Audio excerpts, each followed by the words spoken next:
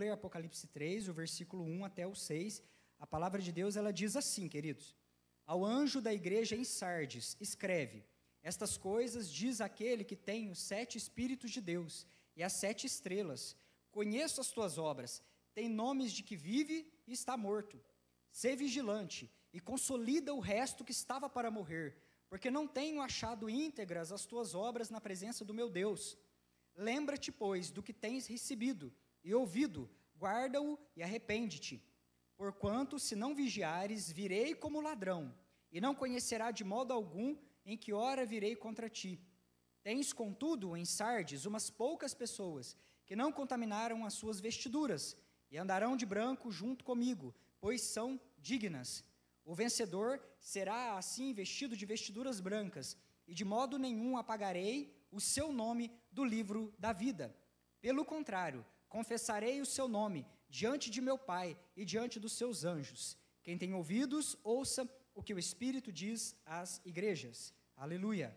Queridos, a palavra de Deus, o Apocalipse, o livro de Apocalipse, ele é muito evitado por muitas pessoas. A pastora Débora disse isso no começo desta série de ministrações, e nós temos essa cultura, né, no nosso meio, de evitar esse livro, por conta do muito simbolismo que ele tem, que ele possui. Mas este livro, esta palavra, né, de Apocalipse, aqui logo no primeiro versículo, no versículo 1, você já tem uma recomendação para que nós venhamos a ler, para que nós venhamos a estudar. Apocalipse é chamado o livro das revelações, e logo no início dele já existe ali uma orientação para que nós venhamos a absorver, ler, estudar. E que no versículo 3, capítulo 1, versículo 3, existe uma máxima dizendo: bem-aventurada é a pessoa que lê, e bem-aventurada é a pessoa que inclusive ouve essas palavras sendo proclamadas e pregadas. Este livro, ele fala a nós de coisas que estão por vir, de coisas que vão acontecer, de eventos futuros, entenda, alguns deles que já estão inclusive se desenrolando neste presente tempo, nesta era que nós estamos. E aqui no começo nós encontramos 7 cartas. O que são essas cartas? É Deus enviando cartas, o noivo enviando cartas de amor para a sua noiva. É o amado escrevendo palavras, alguns conselhos para a sua igreja, para igrejas locais daquela época, lá na Ásia. Então entenda que é Deus mandando, enviando uma mensagem para algumas igrejas em específico. Como se Deus hoje, no nosso presente tempo, Ele estivesse enviando algumas cartas para algumas igrejas numa localidade, num tempo determinado. Só que entenda uma coisa: se estas cartas, elas estão aqui no livro das revelações, e sendo a Bíblia um livro atemporal, um livro que está fora do tempo, vamos dizer assim, na sua aplicação, nas palavras que existem ali para as nossas vidas, essas cartas, essas 7 cartas, elas são também para a nossa edificação, porque elas tratam conosco. E se o versículo 3 do capítulo 1 de Apocalipse diz que bem-aventurado é aquele que lê, e bem-aventurado é aquele que ouve, certo é, posso dizer a você, Jesus queria muito que nós, como Igreja Filadélfia, recebêssemos essa mensagem nesse dia e nessa data aí específica. Amém, queridos? Então é isso. Apocalipse é um livro de revelações. Essas cartas são cartas para a igreja local, lá na Ásia, mas elas estão aqui na palavra, porque Deus quer que nós venhamos a receber, a dar ouvidos, a ter atenção para aquilo que o Espírito Santo de Deus ele tem para nos falar a respeito destas verdades. E nós fomos avisados, nós fomos exortados a prestar atenção nesse livro. E ao longo destas ministrações você tem ouvido a respeito de ataques do inimigo, do nosso inimigo, o inimigo das nossas almas, ataques à igreja, à noiva. O noivo está alertando a noiva a respeito de alguns ataques contra esta noiva amada. Mas, irmãos, preste muita atenção, porque nessas 7 cartas, já nesta jornada nossa de dezembro, todo ele, você percebeu uma coisa, que esses ataques, na sua maioria, eles não são ataques declarados, não são ataques grosseiros, a ponto de nós virmos a identificar logo de cara. Não é algo como, por exemplo, algo muito, uma aberração que se coloca diante dos nossos olhos, porque a isso nós fazemos resistência. Quando você está caminhando numa estrada e você está dirigindo um veículo, você vê uma pedra que rolou da montanha, uma pedra grande, muito grande, automaticamente você vai se desviar dela. Mas a grande maioria das vezes, quando nós paramos no borracheiro, é por causa de um prego pequenininho que penetrou ali, né, o nosso pneu, ou de algum pedregulho pequeno que nos fez tropeçar ao longo do caminho, nessa nossa jornada. Certo é que nós, na sua maioria, nós tropeçamos em coisas pequenas, em coisas que às vezes vêm na sutileza. E é disso que se trata as 7 cartas do Apocalipse, quando ela está exortando a noiva. Tome cuidado com aquilo que não está evidente. Tome cuidado com os ataques que estão vindo na sutileza. Tome cuidado com os ataques que estão vindo assim, com aparência até de bondade, com aparência até de coisa boa. Porque tem, né, na última carta nós vimos isso. Lá, quando a doutrina de Jezabel se instaurou naquela igreja, a coisa toda, a dinâmica toda, a estrutura da pregação era como se fosse uma coisa muito boa, muito positiva para a igreja. Mas por detrás havia todo um sistema maligno, babilônico, pronto, armado para derrubar a noiva, para manchar os vestidos da noiva, para fazer com que o povo de Deus viesse a cair e cair feio. Então aqui, Jesus está falando daquilo que é sutil, nós precisamos tomar cuidado. E a pastora Débora disse que não é um rugido de falso leão que anda ao derredor. Não é assim. Os ataques que estavam vindo contra as igrejas da Ásia não eram o rugido do falso leão. A Bíblia diz que Satanás, ele brama, ele ruge, ele faz barulho ao nosso redor, ao derredor, né, bramando como leão, ele fica assim, ali aos arredores, buscando a quem possa tragar.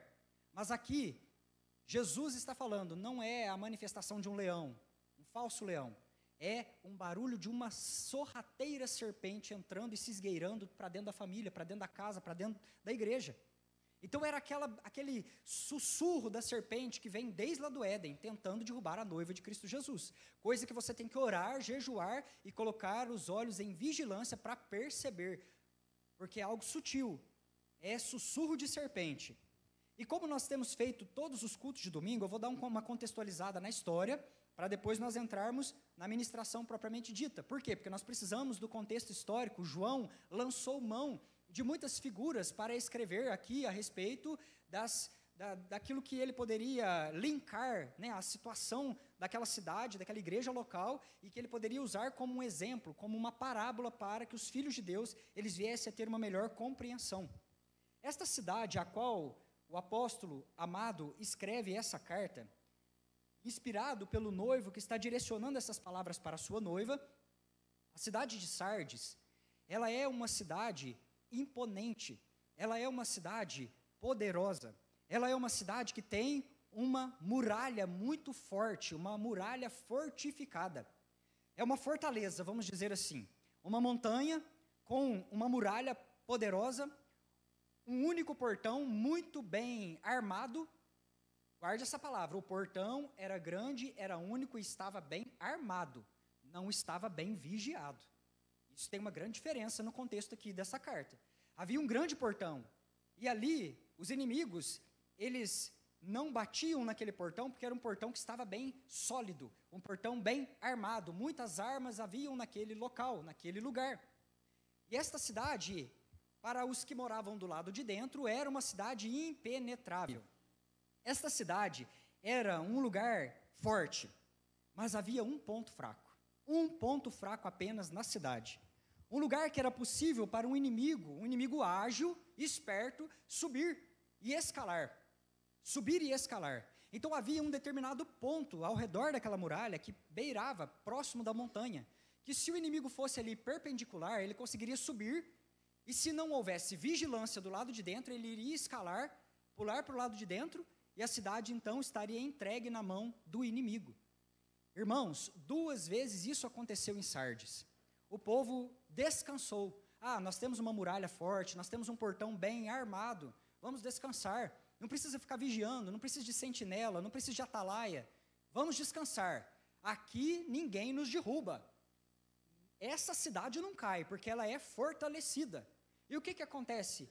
Foi por causa desta vaidade, por causa desta impressão que as pessoas tinham de si mesmas, que eles eram uma cidade fortificada e nunca iam cair, presta atenção, era pelo fato de eles se acharem pessoas que jamais iriam cair, que eles caíram. E é nesse momento que o inimigo vem, e ele entra sorrateiro, igual uma cobra. E ele entra sem fazer barulho. E o dia que o inimigo bateu naquela cidade, queridos, não tinha vigilância, não tinha guarda. E ele entrou, e a cidade caiu. E a cidade foi devastada, e a cidade foi destruída. Com muito esforço, eles reconstruíram novamente. 331 anos depois, aconteceu a mesma coisa. A mesma coisa. Eles não vigiaram, o inimigo veio no mesmo ponto fraco e derrubou a cidade novamente. Quem passa hoje lá em Sardes, lá na Turquia, vê a ruína que está o lugar. Ninguém jamais imagina que aquela cidade foi gloriosa, poderosa lá no tempo do passado, porque ela caiu por causa da falta de vigilância. E é disso que se trata a palavra de Deus para nós nessa noite, como uma orientação. Quem está falando conosco, Filadélfia, nesse dia? Quem fala conosco é o Cristo, é o Espírito Santo na sua perfeição. É a onisciência de Deus, aquele que conhece todas as coisas e, portanto, pode julgar porque conhece tudo. Ele sabe de todas as coisas.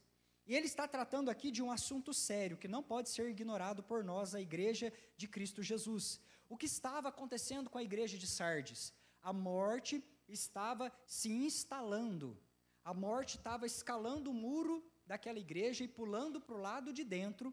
A morte estava tomando conta do corpo, havia uma necrose naquele tecido, tomando conta da igreja gradativamente. Aquilo estava avançando com uma velocidade assustadora e a igreja não estava fazendo nada. A igreja não estava fazendo nada. O inimigo escalando a muralha, o inimigo chegando e a igreja ali, confortável. Confortável na sua riqueza, confortável no seu entendimento de que eles eram imbatíveis. E olha, presta bastante atenção, porque aqui não era uma igreja sem recurso. Você vai olhar para Sardes e achar que era uma igreja pobre, uma igreja... Não, era uma igreja bem suprida. Muitos membros importantes da alta sociedade congregavam ali, era uma igreja que tinha uma programação muito bem estruturada, uma igreja muito bem organizada, uma igreja com um alinhamento de liturgia, de culto. O culto era bem organizado naquela igreja. Muitos eventos. Aqui, quando nós lemos, a palavra de Deus dá a entender que havia muitas obras, muita programação, muito evento, muita conferência, queridos, muita coisa acontecia, cultos bem frequentados e organizados, mas esses eventos, a palavra de Deus diz que eles não eram suficientes. O que é ser suficiente aqui nesse grego? Cheio. Os eventos eram vazios. Quando Jesus fala, as suas obras, Sardes, eu tenho encontrado em você obras que não são perfeitas. E você traduz do grego, está dizendo, eu tenho encontrado em você obras que não são suficientes. Você esmiuça mais a palavra, ela diz, eu tenho encontrado em você obras que são vazias. Vazias. Obras somente para acontecer. Evento por evento. Culto por culto. Aquilo era totalmente vazio, porque o Espírito Santo já havia deixado essa igreja. Já havia abandonado essa igreja, queridos. Não tinha propósito mais os eventos. Não tinha propósito, porque a fome daquele povo era simplesmente por uma nova experiência, por um novo arrepio, era simplesmente por uma nova sensação. Eles queriam conferência atrás de conferência, retiro atrás de retiro, programação atrás de programação, muita coisa para matar uma fome, para simplesmente especular a respeito de qual é a nova expectativa, qual é a nova palavra que vai ser falada, qual é a nova decoração, qual que é a nova moda que vai ser lançada em cima do altar. Então eles viviam famintos por essas coisas. Mas o Espírito Santo já tinha abandonado aquela igreja fazia muito tempo, queridos. Já tinha abandonado, porque aquela casa era uma casa vazia, sem essência. As programações, elas eram vazias. E nesse momento aqui, o mais assustador é que no versículo 5, você encontra Jesus dizendo que ao que vencer, Jesus, o Cristo, ele não riscará o nome do livro da vida. E Jesus confirmará essa pessoa, esse vencedor, em santidade. Isso aqui está falando para nós algo, para nós termos temor, tremor e muita responsabilidade. Porque Jesus não falaria em apagar o nome do livro da vida se esse não pudesse ser apagado. Não é assim? Por que Jesus ia fazer uma trollagem, como diz a moçada aí? Por que Jesus ia enganar as pessoas? Por que Jesus ia blefar aqui? Eu vou riscar teu nome do livro da vida. Mas Jesus, você está blefando. Não, o nome no livro da vida, ele é passível sim de ser riscado.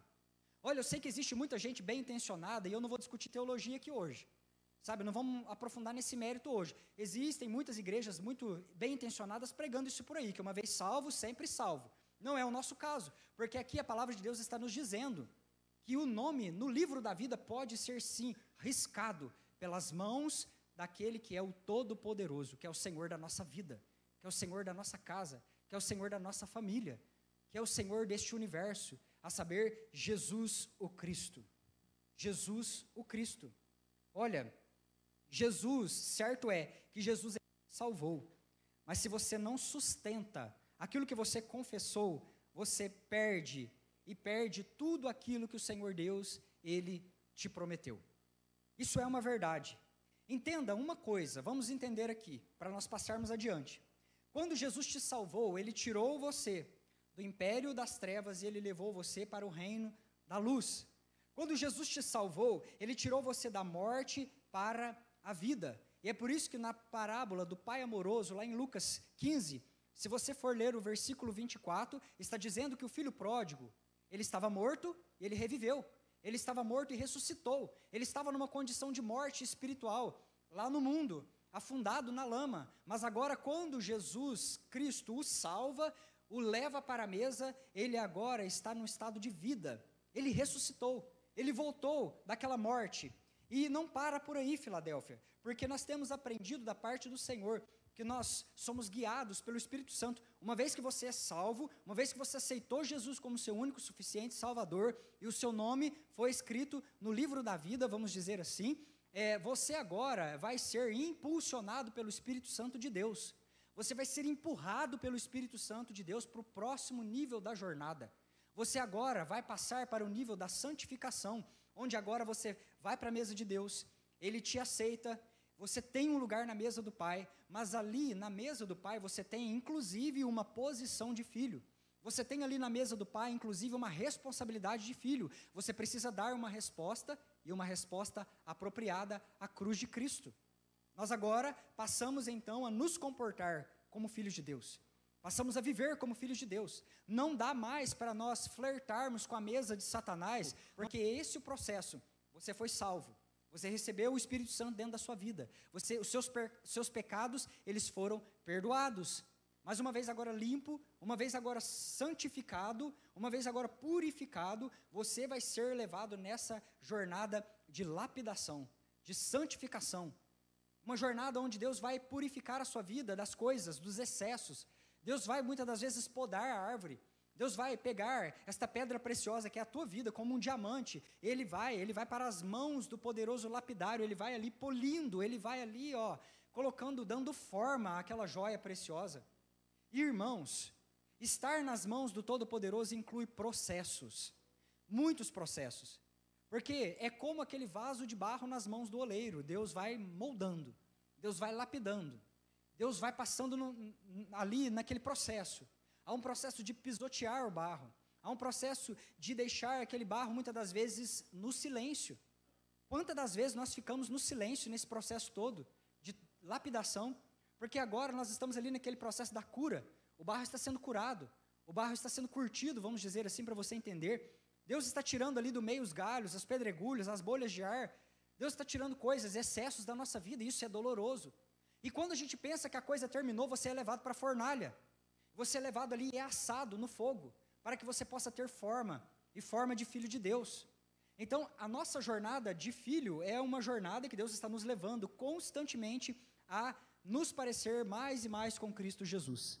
E não termina por aí, porque Deus está nos lapidando para que nós venhamos a colocar para fora o reino que Jesus já colocou do lado de dentro. E isso é a característica de um servo de Deus. Alguém que foi salvo, alguém que foi santificado, mas alguém que agora serve. Alguém que agora é uma lâmpada, alguém que está trazendo pessoas para esta mesa, um servo de Deus. alguém que agora está influenciando em vez de ser influenciado, alguém que está pregando, curando os enfermos, expelindo os demônios, libertando os cativos, você se torna agora um colaborador da obra, da poderosa obra de redenção que Deus tem para essa terra. E é esse o processo. Jesus está nos vivificando pelo Espírito Santo. E esta salvação, ela não é simplesmente uma salvação que foi efetuada e que você está do lado de fora, contemplativo. O que significa isso? Não é você de frente à cruz de Cristo, olhando apenas, olhando aquela cruz. Mas esta é uma obra que você, agora, é imerso dentro dela. Você é batizado no corpo de Cristo. Você é imerso no corpo de Cristo, você se torna parte do corpo de Cristo. Você é agora enxertado nesta oliveira, como parte deste corpo, da família de Deus. E o que nós estamos falando? Lembre-se lá de Êxodo, capítulo 12. Lá em Êxodo 12, está instituído a primeira Páscoa. E é um momento onde o sangue inocente ele é derramado. Havia ali um animal, havia ali um cordeiro puro, um cordeiro que não tinha pecado, vamos dizer assim. E aquele cordeiro agora, ele é sangrado por causa de um povo. E este momento é um momento muito especial, porque o sangue ele é vertido. Mas a orientação que foi dada por Deus ao povo é: não deixa este sangue na tigela. Não deixa esse sangue guardado dentro de uma bacia. Pega este sangue e aplica ele na tua casa. Pega esse sangue e passa nos portais da tua casa. É um sangue que foi vertido, mas é um sangue que precisa ser aplicado. É um sangue que foi vertido, mas é uma obra que precisa ser recebida, aplicada na nossa casa, na nossa vida, nos umbrais do nosso coração. Um sangue vertido, um sangue aplicado. Somente o sangue aplicado na vida, na família de Deus, é capaz de repelir a morte. Porque o que aconteceu naquele dia?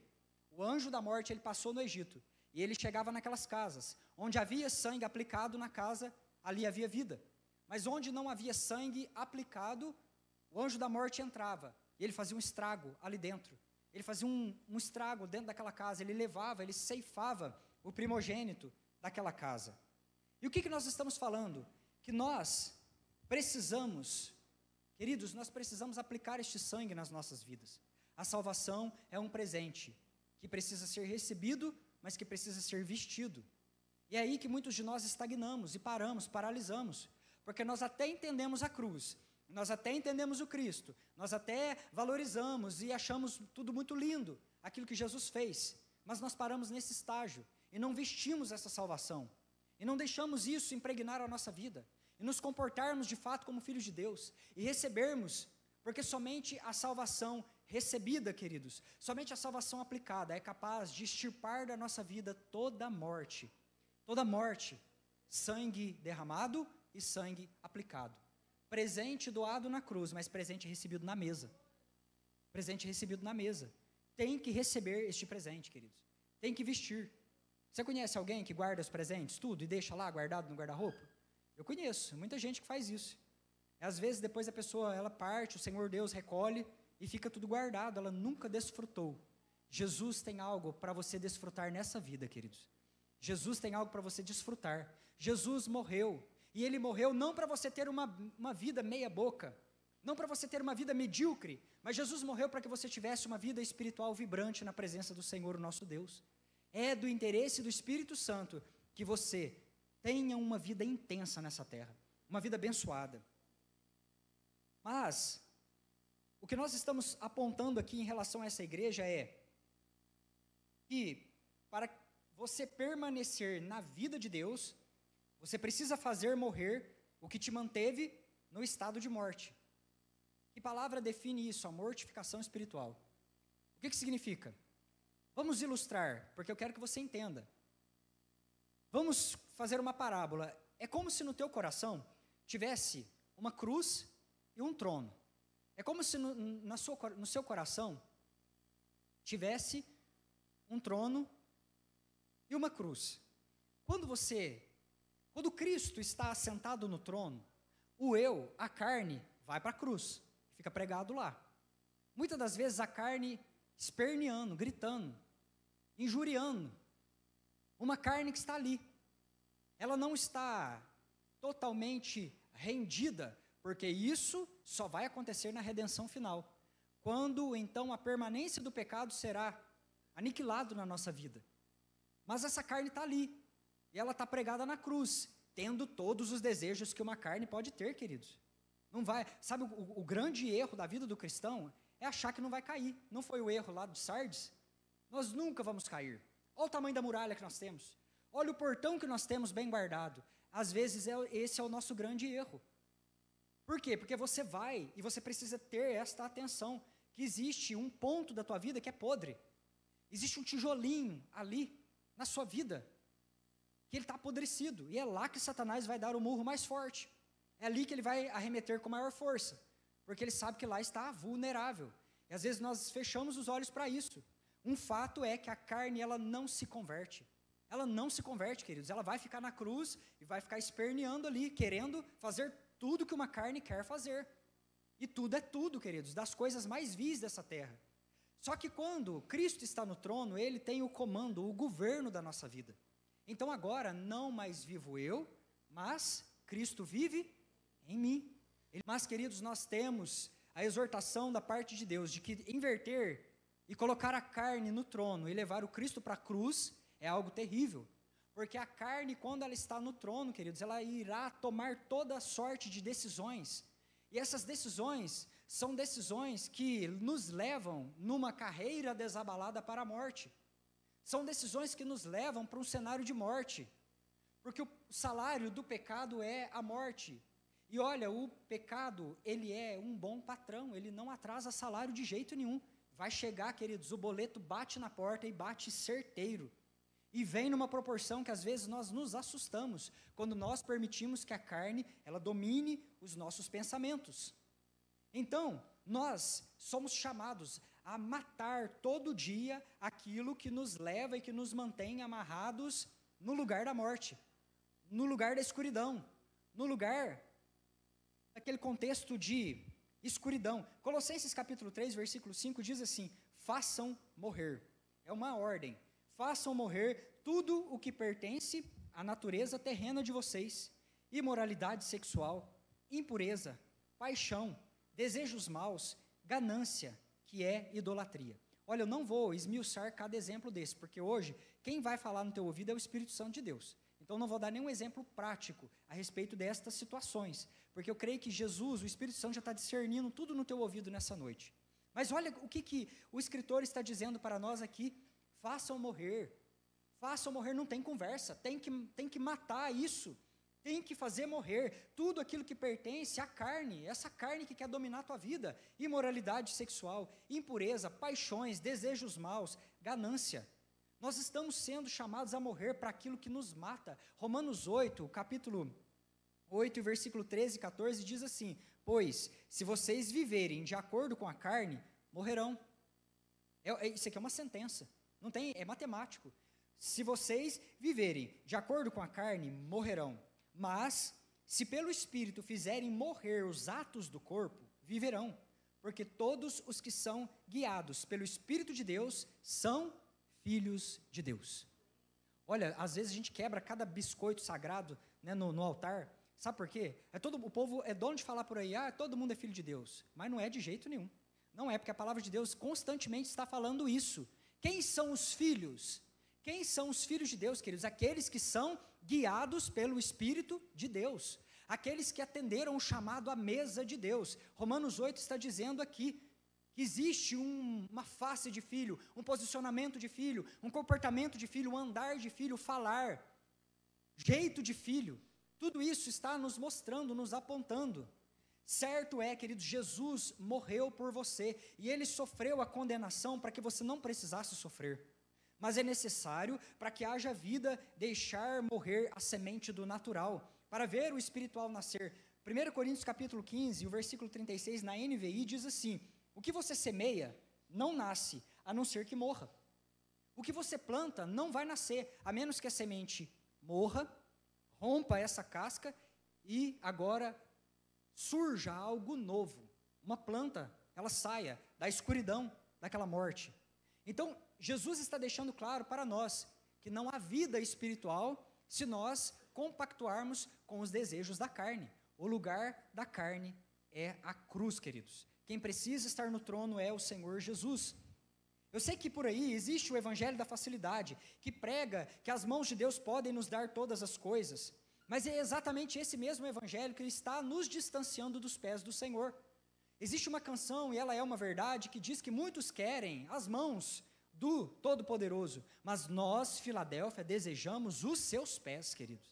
Nós desejamos os pés, porque as mãos, elas falam de coisas que Deus pode dar, ela fala do fazer de Deus, e o fazer de Deus é bom, ele é lícito, é o fazer de Deus que tira da nossa boca, o louvor. Mas a verdadeira adoração, ela se desenrola quando nós estamos prostrados, é nos pés. Eu digo isso porque o pé, ele sustenta o todo de uma pessoa. O pé, ele coloca em pé o todo que uma pessoa é. O todo, os órgãos todos, a estrutura óssea, o ser da pessoa, a personalidade da pessoa está firmada em cima de um pé. E quando nós olhamos que as Escrituras estão nos levando e dizendo, esteja prostrado aos pés de Deus, está dizendo da totalidade do ser de Deus, de quem Ele é. Está falando do ser de Deus, e só quando nós entendemos o ser de Deus, nós rendemos uma perfeita adoração. É diferente de louvor, porque louvor é gratidão por aquilo que Ele pode dar, mas adoração é reconhecimento de quem Deus é, daquilo que Deus é. Ele é onipotente, Ele é onisciente, Ele é onipresente. Não importa se Ele está dando bênção, se não está dando. Não importa se tem coisa, se não tem. Ele é Deus. E aí nós descansamos em Deus, porque vai ter dia, queridos, que nós não vamos ter. E vai ter dia que vai ter muita abundância. Vai ter dia que vai ter dor, choro. E vai ter dia que vai ter folguedo, alegria, festa, fogos de artifício na nossa casa. Mas, queridos, seja no dia em que nós olharmos e não vermos na nossa frente a bênção, e seja no dia que nós estivermos louvando, nós estaremos firmados nos pés do Senhor, porque nós sabemos quem Ele é. É a expectativa no lugar certo, expectativa de estar nos pés do Senhor. Isso é escolher a boa parte. E Sardes, ela estava exatamente dessa forma. Sardes estava assim, tinha uma aparência de igreja, muita pose para fazer, mas estava negando a essência do ser. Quero usar um exemplo aqui, talvez os mais jovens venham captar isso. Eu não sei se você gosta de cinema, é algo que eu gosto muito e faço isso nos meus momentos de lazer. Duas coisas, né, cinema e leitura, eu gosto muito disso. Mas alguém aqui já assistiu aquele filme Guerra Mundial Z? Quem assistiu? Fica com vergonha não, para manifestar, eu não vou te xingar não. Né? E tem muita gente que assiste, tem, né, série de zumbi, filme de zumbi, isso virou uma febre de um tempo para cá. Teve uma época, né, que era a questão lá dos livros, né, do Harry Potter, aquilo veio, a moçada, né, entrou naquilo. Depois veio o vampiro romântico, né? Que ódio que eu tenho daquilo, gente, misericórdia, né? Não tem uma coisa terrível, mais pestilenta nessa terra, nesse cinema, do que vampiro romântico, né? Não assista isso, né? Não assista. Então, assim, enfim, aí depois veio o zumbi, aquela onda de zumbi, né? The Walking Dead, veio aquele monte de série, o pessoal tudo assistindo filme de zumbi, porque foi uma febre no cinema, jogos, livros e um monte de coisa, enfim. Nesse filme em especial, vou só comentar porque eu quero fazer uma aplicação para você entender. Nesse filme aqui, da Guerra Mundial Z, existe um vírus, ele toma, né, toda a população da Terra. As pessoas, elas viram um zumbi. O que é um zumbi? É alguém, né, um ser humano, que ele teve ali uma contaminação, e essa contaminação afetou a mente, ele não consegue mais pensar, ele não consegue mais sentir como ser humano, ele não consegue tomar decisões racionais, ele está tomado totalmente por instinto, o instinto simplesmente de comer, de sobreviver, de se alimentar. Então agora ele se move instintivamente só para comer, só para se alimentar. E na maioria das vezes o cinema, ele leva esse personagem, este ser, esse zumbi, a fazer isso de uma maneira agressiva. Ele sai destruindo, ele sai matando pessoas que são vivas, porque ele é um morto-vivo. E é exatamente o que Deus está falando aqui com Sardes. Você só tem nome de vivo, mas é um morto-vivo. Sardes, você é uma igreja que tem nome de viva, mas na verdade os seus frequentadores são zumbis, pessoas mortos-vivos, pessoas que se movem simplesmente por apetite, por instinto. E olha, um instinto que vai se intensificando de uma maneira tão avassaladora, que essa igreja zumbi, ela não se importa em passar por cima de pessoas, ela não se importa de sangrar os outros, e disso, Jesus está falando no Evangelho de João, a respeito do mercenário. Quem é o mercenário? É aquele que pula no rebanho, que sangra a ovelha, e que leva a ovelha sangrando no seu ombro. Essa era a característica da igreja de Sardes, uma igreja que não importava com as vidas, não importava com as almas, contando que os objetivos fossem alcançados, contando que o programa fosse executado, contando que o evento ocorresse da melhor maneira possível, ainda que tivesse que sangrar pessoas, se alimentar dos sentimentos das pessoas, se alimentar do sangue de almas pelas quais Cristo morreu. Esse filme aqui, queridos, o Guerra Mundial Z, esse vírus vai atacando e as pessoas do mundo estão morrendo. Mas existe uma coisa muito interessante: o vírus não pega quem está para morrer. Olha que coisa louca. Aí tem uma cena muito interessante de um menino lá em Jerusalém. Ele está todo carequinho assim, com leucemia. Você se lembra disso, você que assistiu, ele está indo e vem uma horda de mortos-vivos da igreja de Sardes vindo para cima do menino. E o menino está ali parado. E eles passam por ele e não fazem nada com ele. Sabe por quê? O menino estava matando a sua própria carne. A leucemia estava comendo a vida do menino. E este inimigo virulento, esse zumbi, não tinha interesse naquele que já estava mortificado. Estava para morrer. E é aí que eles entenderam, os cientistas falaram: opa, está aí o segredo da cura. Nós precisamos deixar as pessoas em estado de morte, para que o vírus não venha a matá-los. E aí eles tiveram uma brilhante ideia lá, só para fechar o raciocínio. Eles pegam a vacina, aumenta a virulência da vacina, qualquer vacina, pólio, tétano, qualquer uma que fosse doença, aumenta a virulência da vacina e aplica nas pessoas. E aí o zumbi vinha, correndo. Aí ele batia o olho no sujeito, ele sentia que lá dentro estava cheio de vírus, ele corria daquela pessoa. Ele vinha para cima da pessoa e ele sentia que a pessoa estava num estado de entregar a sua vida para morrer. Ele, vazava. Ele não queria isso. E o que eu estou querendo dizer aqui com esse filme? Olha, eu estou dizendo, queridos, nesta aplicação aqui, a respeito da igreja de Sardes, que esta igreja, ela estava imersa num estado de morte, a tal ponto que sobrou somente os instintos, a tal ponto que sobrou somente aquilo que era instintivo. E ela estava agora mais interessada em cumprir um protocolo, em ter aparência de igreja, do que de fato cumprir o chamado de Cristo Jesus. Ela estava tragando vidas, comendo vidas, estava interessada nos recursos, nas riquezas, na fama, na visibilidade, mas lá dentro daquela igreja não havia gente salva, não havia gente liberta, não havia socorro ao pobre, ao necessitado, ao órfão, à viúva. Queridos, havia aqui um contexto de morte. E para que nós venhamos a exemplificar isso, 2 Timóteo, capítulo 3, diz a respeito do nosso tempo.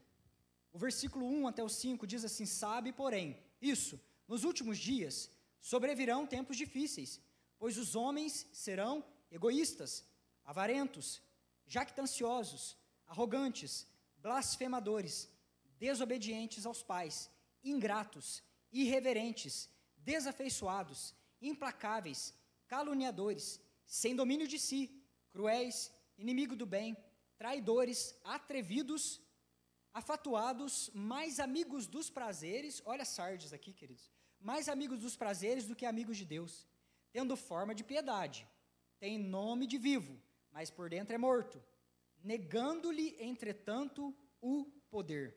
E aí o que Cristo diz aqui? Foge também desses. Não tem conversa com o mundo, Filadélfia. Não tem conversa com o mundo. Não tem essa de conversa com o mundo, queridos. É fugir. Fugir. O diabo você resiste, mas o mal, queridos, você foge. Foge. Tentação, laço, você cai fora, você foge. Você precisa ser intencional em fugir. Você precisa blindar a sua vida. Não são coisas grosseiras aqui. Não são as circunstâncias. Muitos leem aqui: e nos últimos dias sobrevirão tempos difíceis. Nossa, vai ter muita guerra. Mas sempre teve guerra no mundo. Vai ter muita fome. Sempre teve fome. Desde que houve a queda, desde que Adão caiu do estado ali de perfeição, sempre o mal, ele opera. Circunstâncias ruins acontecem até as pessoas boas. O que Jesus estava falando aqui? Ele estava falando do sussurro da serpente, estava falando de um negócio que vem assim sorrateiro, estava falando de algo que vem assim, que a gente não percebe, uma ferrugem que corrói e muda a aparência do metal. Eu estou falando aqui, queridos, de algo que deixa a igreja acomodada, deixa a igreja gorda, baixa a vigilância. A gente acha assim que a gente não é atacado. Nossa, não vai acontecer nada de mal. O inimigo nunca vai pular para o lado de dentro dessa muralha, porque nós somos assim, inatingíveis. Cuidado. Era essa a orientação de Jesus para aquela igreja. Cuidado com a tua vaidade. Cuidado com esse negócio de se achar grande demais. Cuidado de achar que com você isso não funciona. Cuidado por achar que você é forte demais nessa área. Os maiores pecados acontecem não na beira do caixão no dia do velório, eles acontecem no dia da vitória, queridos. Porque aí, enquanto o povo está lá vitorioso, lá rindo, festejando a bonança, aí o inimigo vem porque a guarda foi baixada, baixaram o escudo, baixaram a lança. Enquanto se estava festejando e se embebedando no dia da vitória, o inimigo vem e ali ele faz uma arruaça na vida da pessoa. A própria Bíblia diz isso, que na casa do pranto existe mais sabedoria, mais insights, mais entendimento.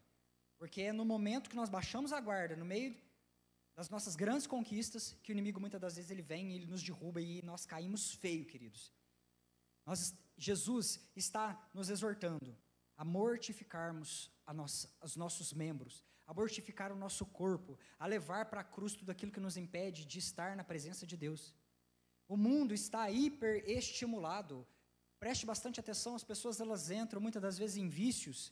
Ela vai bebendo, e ali de repente ela bebe, queridos, e aí ela corre, e ela vai, e ela fuma uma droga para cortar o efeito da bebida, e de repente ali, novamente aquela droga toma a vida da pessoa, a pessoa bebe de novo para cortar o efeito da droga, e de repente ela usa outra coisa, ela começa em coisa pequena, de repente ela está escalonando, vai subindo, porque aqueles efeitos daquilo ali não supre o apetite de uma alma cansada por Jesus, e a pessoa começa num videozinho soft ali, muitas das vezes, no seu celular, de repente ela está vendo coisas grotescas na internet, coisas terríveis, depravações sexuais ali, porque ela não mais se satisfaz com aqueles vídeos, daquelas minúcias, mas ela precisa de algo mais intenso, uma aberração muitas das vezes.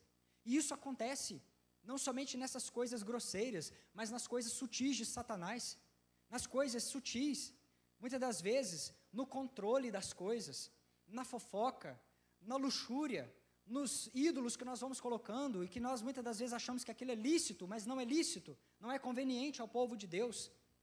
Então, queridos, Deus está nos chamando para um estilo de vida em que nós venhamos abrir mão de todas essas coisas. Aleluias.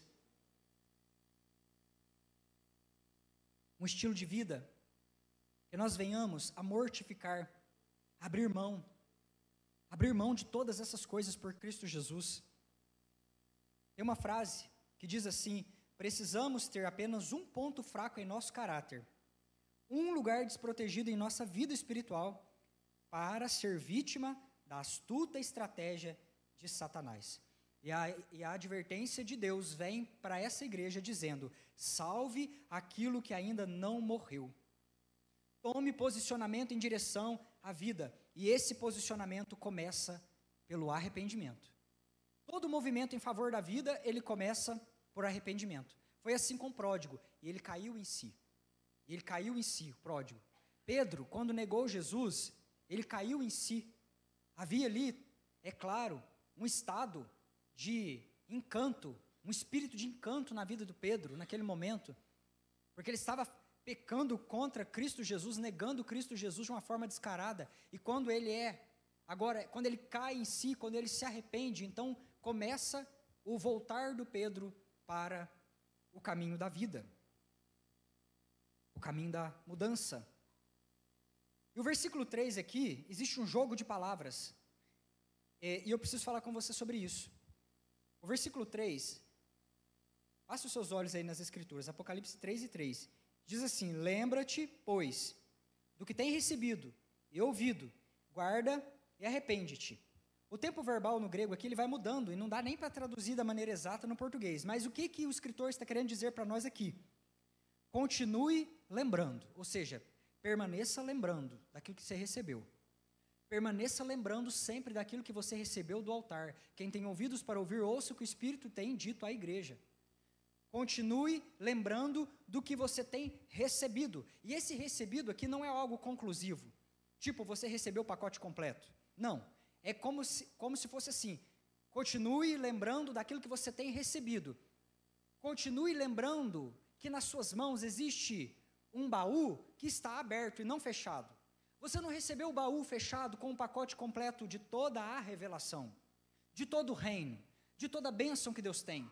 Mas esse baú está nas suas mãos aberto. Continue lembrando daquilo que você recebeu e está continuamente possuindo em Deus. Esse tempo verbal aqui não é algo conclusivo, mas é algo que nós estamos possuindo dia após dia, à medida que nós vamos dando ouvido àquilo que o Espírito tem dito à igreja. E o tempo aqui que diz guarda, ele está falando é para agora. Guarda, esse tempo é para hoje. Guarda hoje o que você ouviu e arrepende-te. E esse arrependimento é para o agora mesmo. É para agora. Não é para quando sair ali para fora. Não é para quando chegar na tua casa. É para arrepender agora. Já é para mudar o caminho agora. Se arrependa e tome uma atitude radical, para matar o que te segura no ambiente da morte. Queridos, o inimigo, ele está penetrando nas muralhas, e a igreja está assistindo. O inimigo está subindo, escalando, e nós tudo sentado. Ah, não, aquele não pula, aquele não atinge, aquele não chega. Ah, ele não vai pegar a nossa vida. E nós estamos aqui, seguros na nossa frágil espiritualidade. Na frágil espiritualidade. Perceba que em meio à luxúria de Sardes, perceba isso, eu quero chamar a sua atenção e encerrar nesse ponto. De uma igreja morta, de uma igreja amortecida como zumbi, queridos, ali. Uma igreja que só se preocupava com seus próprios apetites. Deus agora ele diz: eu sei que no meio de vocês existe um remanescente. Eu sei que no meio de vocês existem pessoas que não se curvaram a essa loucura que o mundo está. E aí Jesus começa a tratar com essas pessoas. E é nesse momento que eu entendo, queridos, que nós não podemos nos comportar como vítimas das circunstâncias. Porque no céu não haverá nenhuma vítima, queridos, não tem vítima lá. Só existem protagonistas, guarde isso nessa noite. Pessoas que assumiram o boleto, pessoas que assumiram a sua jornada, pessoas que se responsabilizaram, pessoas que foram com as suas demandas, com as suas feridas, e levaram as suas feridas para o lugar certo, para onde tem a resposta, e para onde tem a sutura da ferida, que é a cruz de Cristo. Ele não levou a ferida para os amores desse mundo, ele não levou as feridas para os tronos dos muitos reis dessa terra. Onde é que estão os tronos que podem sustentar a nossa vida, queridos, que podem dar as respostas que nós precisamos? Essas pessoas aqui entenderam que somente Jesus pode costurar a ferida, que somente Jesus pode curar e dar as respostas que nós precisamos. E eu quero dizer a vocês, queridos, é possível ser luz nessa geração. É possível sim. Nós precisamos parar de ficar nos vitimizando e assumir o protagonismo da nossa vida espiritual e saber que na cruz de Cristo nós encontramos as respostas que nós precisamos para a nossa vida. É lá, queridos, é lá que está a solução. É rendido aos pés de Cristo, é nos pés do Mestre. É possível ser sim, porque no meio dessa bagunça de Sardes havia um povo que não havia se contaminado. Esse povo assumiu, esse povo falou: nós somos filhos de Deus, nós somos filhos do Deus Altíssimo. Mesmo num contexto mais hostil, mesmo no meio dessa bagunça toda, houve aqui uma decisão de quebrar tudo que é natural, para ver o sobrenatural nascer. Sabe, lá no Retiro dos Homens, nós falamos muito sobre Gideão e os 300. Teve ali um momento, e Gideão, ele desceu para a batalha, e havia, queridos, um exército, mas era muito inimigo, igual hoje, se levanta contra a tua casa. Não veio um só, veio um punhado de uma vez. E ali Gideão desceu, e Deus falou para ele: essa vitória, ela não vai ser pelas coisas naturais, vai ser na força do sobrenatural, porque você é filho de Deus. Filho de Deus não vence com saldo de coisas naturais. É por fé que a gente caminha. E eles desceram. E quando eles desceram, eles cercaram o arraial do inimigo, e eles levaram um vaso de barro. Vaso de barro. Uma estrutura ali, um cântaro talvez. Eles colocaram uma lâmpada dentro, uma luz dentro do vaso. Havia fogo ali dentro. E agora eles cercam, né, aquele arraial inimigo, e a orientação era: clamem, gritem em alta voz, Chame o nome do seu pai. Grita o nome daquele que te impulsou, que te endossou com o Espírito Santo. Clama e quebra o vaso. Espatifa o barro. E deixa, quando o vaso for quebrado, e deixa, quando a estrutura frágil do barro se quebrar, deixa sair para fora o reino que Deus colocou do lado de dentro. Deixa a luz sair para fora. Deixa o brilho sair. E foi essa a orientação. E foi isso que aconteceu. Gideão desceu, quebrou a estrutura natural, a luz apareceu e o inimigo foi colocado em fuga. Um exército inteiro perdeu uma batalha, por quê? Porque houve uma decisão de fé de alguém de quebrar a estrutura do barro para colocar para fora a estrutura do reino que Deus tinha colocado do lado de dentro. Irmãos, Satanás, ele irá correr da igreja Filadélfia quando nós estivermos dispostos a quebrar essa estrutura aqui, ó, esse barro, essa carne, a quebrar esse barro e colocar para fora o reino que Deus colocou do lado de dentro. Sabe, é você quebrar os teus desejos, é você quebrar esses instintos, é você quebrar tudo aquilo que te leva para longe da presença de Deus e colocar para fora a luz que você foi chamado a ser nessa terra. Colocar para fora essa lâmpada que Deus colocou aí dentro do teu coração. Quando nós quebrarmos a nossa estrutura e deixarmos aparecer a luz que Cristo colocou dentro, aí sim nós vamos colocar em fuga os exércitos do inimigo. Amém? E Cristo encerra essa noite nos dizendo: quem tem ouvidos para ouvir, ouça o que o Espírito diz à igreja.